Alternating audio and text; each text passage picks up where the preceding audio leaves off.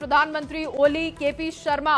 बताया जा रहा है कि केपी शर्मा ओली विदेश जाना चाहते हैं, दुबई भागने की वो योजना बना रहे हैं क्योंकि इस वक्त उनके देश में हालात बहुत खराब हैं, चिंताजनक हैं। इलाज के बहाने दुबई जाने की तैयारी है और हिंसा के बाद अब तक 3 मंत्रियों का इस्तीफा हो चुका है। देखिए ये तस्वीरें आपको दिखा रहे हैं, एक्सक्लूसिव तस्वीरें न्यूज़ 18 बिहार झारखंड पर आप देख रहे हैं।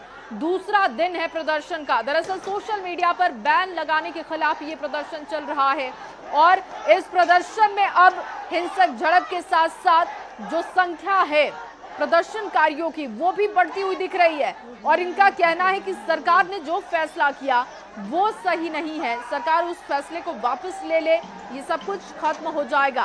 और उस जगह की हालात आपको दिखा रहे हैं जहां पर इस वक्त कर्फ्यू है। अलग अलग जगहों की नेपाल की तस्वीरें आप देख रहे हैं। कमोबेश हर जगह स्थिति ऐसी ही दिख रही है, सेना को मोर्चा संभालना पड़ रहा है और लोगों का गुस्सा है सरकार के खिलाफ कि आखिर रातों रात कैसे फैसला हो गया कि सोशल मीडिया को बंद किया जाएगा। आपको बता दें कि नेपाल में यूट्यूब, फेसबुक, इंस्टाग्राम सहित 26 ऐप को बैन करने का फैसला सरकार ने किया और इसी बात को लेकर ये विरोध प्रदर्शन चल रहा है, जिसकी 2 तस्वीरें देख रहे हैं। देखिए कहीं पर आगजनी हो रही है, सड़क पर जहां तक आपकी नजर जाएगी सिर्फ पत्थर ही पत्थर आपको दिखेंगे। लोगों का कहना है कि इस पर जितनी जल्दी सरकार बैकफुट पर आ जाए उतना बेहतर होगा क्योंकि आर और पार के मूड में है। और कल की जो तस्वीरें थी वो तो बहुत ही ज्यादा चिंताजनक थी जब संसद परिसर के ऊपर प्रदर्शनकारी पहुंच गए थे। एक तरीके से देखिए जो बांग्लादेश में हम हालात देखते हैं तख्ता पलट के, कुछ इसी तरीके के तस्वीरें, कुछ इसी तरीके का नजारा इस वक्त नेपाल में भी दिख रहा है जहां लोगों का गुस्सा इतना बढ़ चुका है कि वो सड़क से लेकर संसद तक सरकार का विरोध कर रहे हैं। देखिए किस तरीके से पत्थर बरसाए जा रहे हैं।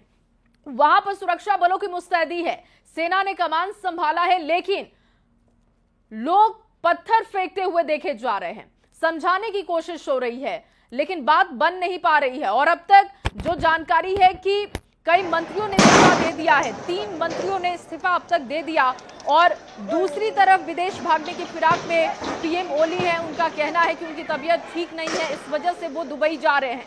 लेकिन सवाल ये है कि जब हालात इतने तनावपूर्ण हैं आपके देश में तो फिर वो वहां से निकल कैसे सकते हैं? इस स्थिति पर कौन कंट्रोल करेगा, कैसे ये सब कुछ सामान्य होगा, ये सबसे बड़ा सवाल अब तक नेपाल के लिए बन चुका है। लेकिन हालात इस वक्त वहां पर ऐसा है कि लोग चाहते हैं कि तख्ता पलट हो जाए और देखिए सिर्फ वर्तमान प्रधानमंत्री के खिलाफ लोगों का गुस्सा नहीं है, बताया जा रहा है कि इससे पहले भी जो प्रधानमंत्री रहे हैं उनके खिलाफ भी लोगों का गुस्सा है और पूर्व पीएम पुष्प कमल दहल के घर पर भी हमला किया गया, लोग वहां तक पहुंच गए। ये अलग अलग तस्वीरें आपको दिखा रहे हैं, 4 तस्वीरें देखिए वहां पर जो इस वक्त लोग हैं वो कितने परेशान हैं क्योंकि जगह जगह पर आगजनी की जा रही है, रास्तों को ब्लॉक कर दिया गया है, आंसू गैस के गोले छोड़े जा रहे हैं ताकि लोगों को कंट्रोल किया जा सके। देखिए किस तरीके से वहां पर इस वक्त स्थिति को सेना कमांड में लेने की कोशिश कर रही है लेकिन बात बन नहीं पा रही है। और कल से अगर प्रदर्शन की बात की जाए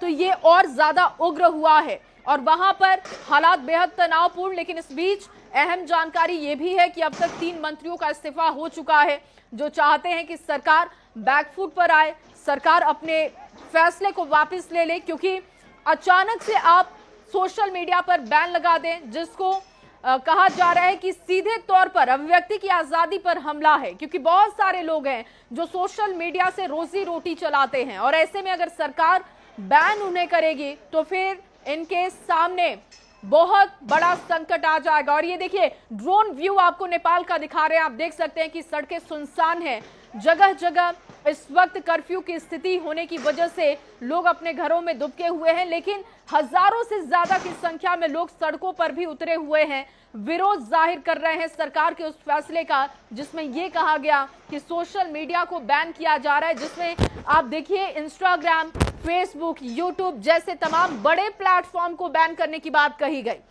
और इसी बात को लेकर गुस्सा है, जिसका विरोध प्रदर्शन किया जा रहा है। दूसरा दिन नेपाल में प्रदर्शन का। और ये देखिए, ये जो ड्रोन व्यू आप देख रहे हैं, बहुत कम लोग आपको सड़कों पर दिखाई दे रहे हैं क्योंकि वहां पर कर्फ्यू लगा दिया गया है। तमाम स्कूल कॉलेजेस बंद कर दिए गए हैं। लोगों को समझाने की कोशिश की जा रही है, लेकिन कहीं कहीं पर आप देखिए, ये जो प्रदर्शन चल रहा है, ड्रोन व्यू से आप देखेंगे तो आपको ये कम लोग दिखाई दे रहे होंगे, लेकिन इस वक्त जो वहां पर हालात है, हजारों की संख्या प्रदर्शनकारियों की है जो कि सड़कों पर उतरे हुए हैं और वो सरकार के खिलाफ नारेबाजी कर रहे हैं, पत्थरबाजी हो रही है। जो लोग इस वक्त वहां पर स्थिति को कंट्रोल करने की कोशिश कर रहे हैं, क्योंकि पुलिस से जब स्थिति कंट्रोल नहीं हुई तो सेना को मोर्चे पर लाया गया, लेकिन वो भी नाकाफी साबित। प्रदर्शनकारियों पर आंसू गैस के गोले छोड़े जा रहे हैं ताकि उन्हें डराया जा सके, ताकि उनको कंट्रोल किया जा सके। लेकिन सोशल मीडिया पर बैन का विरोध इतना ज्यादा नेपाल में बढ़ चुका है कि इस वक्त प्रदर्शनकारी आर और पार के मूड में दिखाई दे रहे हैं। और इस बीच जो खबर है, जो बहुत चिंताजनक है, कि विदेश भागने के फिराक में वहां के प्रधानमंत्री हैं।